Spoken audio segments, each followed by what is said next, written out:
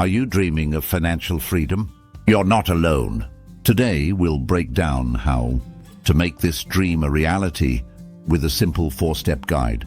Let's start by defining what financial freedom means to you. It's about having control over your finances and living without stress. Now let's dive into the steps. First, tracking your income and expenses is crucial. It helps you see where your money goes. Use apps or spreadsheets to keep everything organized. Next, focus on saving and repaying debts.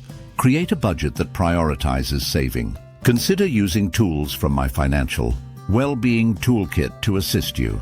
The third step is to invest. Investing helps your money grow over time. Start with small amounts if needed, and explore options like fractional shares. Finally, managing your assets is key. Regularly review your investments and savings. Adjust your strategy as needed to stay on track. To summarize, achieving financial freedom involves tracking your finances, saving wisely, investing, and managing your assets. Remember, this is a journey, and every step counts.